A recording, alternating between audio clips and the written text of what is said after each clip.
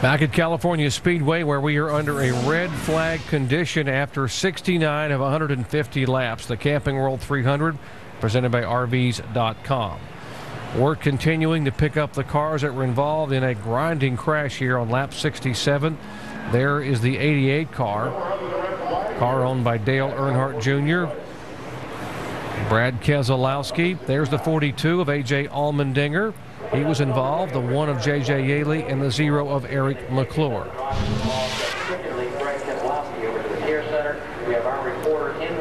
Here's the incident. Now watch the speed here in the 88 car. Watch as they go into corner over 185 miles an hour. You see over 100, almost 190 miles an hour. Gets blindsided by this 42 car. Car on its side, up on the wall, still going upon impact right at 100 miles an hour as it came across the hood of Allmendinger's Dodge, and now comes back down across the racetrack. Another look looking across turn 2.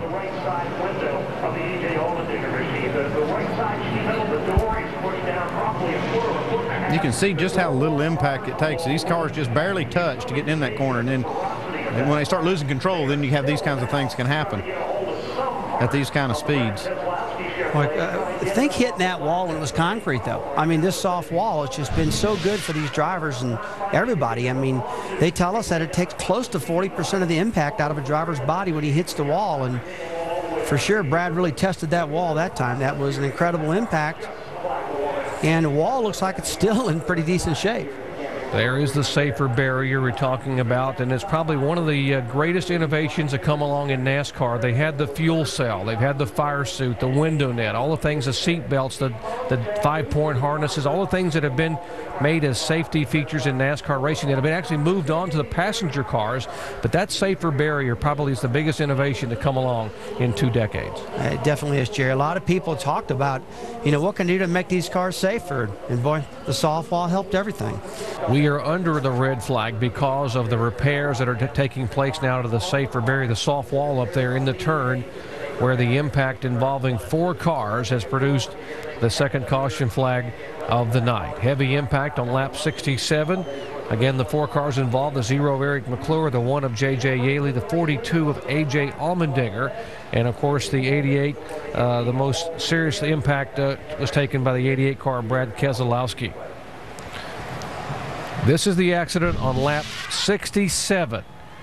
Coming down through the tri-oval area, entering turn 1. Watch the contact. 4 wide getting into turn 1.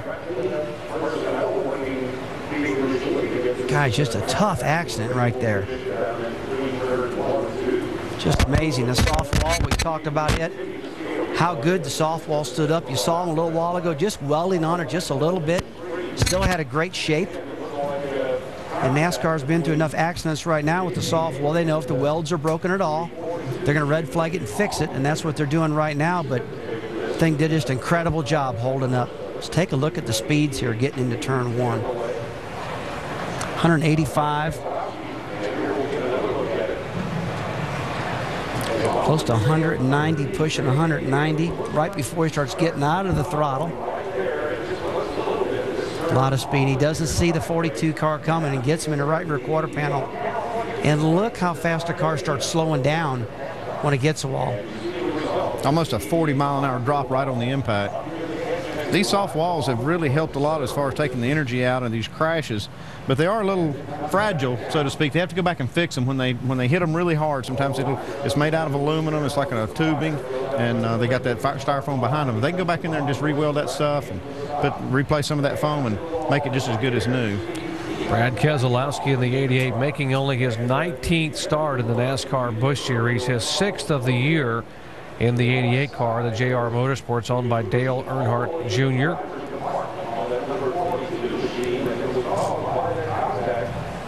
Information we are getting now from NASCAR is that Brad Keselowski is awake and alert, and he's going to be flown out for further evaluation, x-rays. But good news, Brad Keselowski, he was awake and alert in the car. We saw him put the window net down. The 42 car, A.J. Allmendinger, has been checked out and released at the Infield Care Center. As a driver, Rusty, when you're standing by your car and you've just witnessed that kind of impact, how does it affect you? Well, it really makes you think if the guy's okay, which it looks like he's, okay right now. Maybe a leg injury or something, like you said, Jerry. We're not for sure yet, but you're thinking about the accident. But, after you know everybody's okay, you start thinking about your car. How's the car handling, and what can I do to make it better? And right now they're allowing one of the crew members to come out and talk, and they're discussing what they're going to do. And you're really thinking now about how am I going to make my car better with 81 laps to go. Drivers trying to get fresh air. Let's check in where Dave is caught up with the driver of the 0, Eric McClure. Yeah, he is with us right here, and if you guys can roll tape for him, he said he'd be interested in seeing it. Obviously, Eric, you were on the extreme outside heading into turn 1. From your vantage point, what happened there? Well, the hefty Chevrolet's been off the pace all weekend. We were struggling mightily just to meet NASCAR speed requirements. We were trying to stay high so we could carry so much speed in the corner to meet that, but spotter said they were 3 wide behind us. Just tried to hold our line going in. Next thing I knew, I got clipped and turned around. So, hope Brad's okay. Hate that happened to those guys. I know they were racing for position, but not a good weekend for us. We'll try to come back next week. Was it difficult, Eric, knowing they were coming and at such high speed and you were not running that well? Well, it's always difficult. California's a really wide racetrack. We've been in this position several times this year, unfortunately, and just trying to run as hard as we can, make as many laps as we can, and just hold our line. Usually they can get around you, but not sure what happened. Just hate that it did. All right, Eric McClure is okay. He walked away from the infield care center, guys. Mike? And Dave, Pat Smith. Standing by now with A.J. Allmendinger, who has walked away. Are you okay? I'm fine. Pride hurt more than anything. Probably not as bad as the car, but that was disappointing. We were running strong. I mean, the car was just getting better and better, and we started 42nd and went up to about 15th, and I thought I was clear, and I guess I got clipped in the right rear, and I felt so bad for Brad because that was a big hit. I saw the flame and the wheels in my window, and just sorry for this Chip Ganassi Memorex car. It was we were running the front. I was having a lot of fun, and I wanted to finish all 150. I think if we got through that, we'd have been top 10. It'd have been good.